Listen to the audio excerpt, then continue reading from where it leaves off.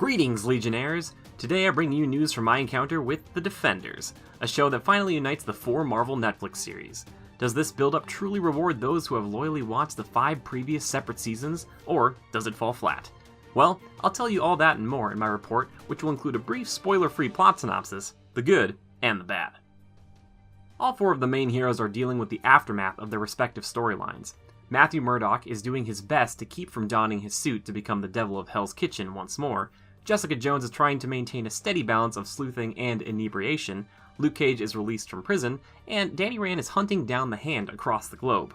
Although Danny has rooted out many of the evil organization's hideouts worldwide, it seems that they have made New York City their base of operations.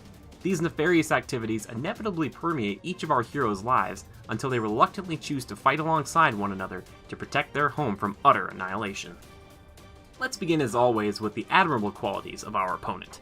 To begin, the main cast of heroes has pretty good chemistry. Hearing them banter back and forth is delightful and makes for some of the best interactions in the season.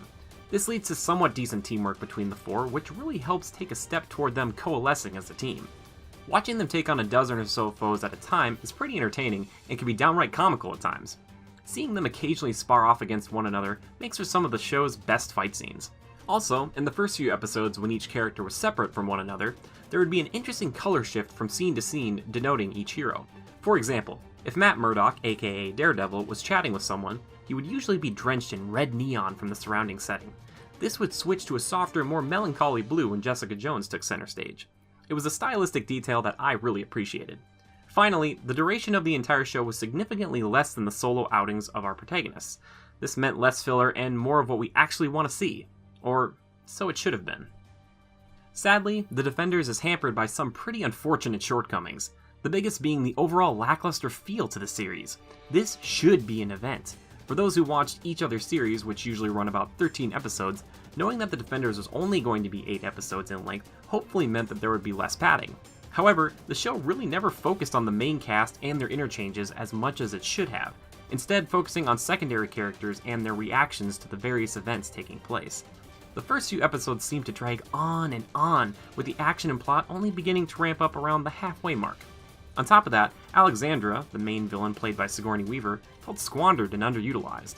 The entire organization of the Hand really never felt like a true threat, and felt puny by comparison to the likes of even a solo entity, like the Kingpin from the first season of Daredevil. The disorienting return of dimly lit and jarring fights comes back with a vengeance, as it can be very difficult to discern who exactly is doing what at any given moment in a skirmish.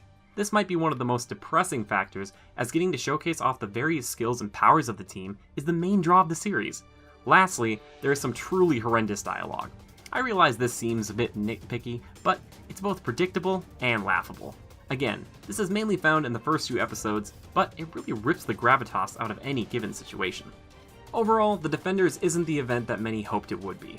While the budget is there, the cast is solid, and the meeting of these heroes is enjoyable to witness, indiscernible combat sequences, bland plot, and a lackluster climax make it something to pass up for those who aren't die-hard Marvel fans.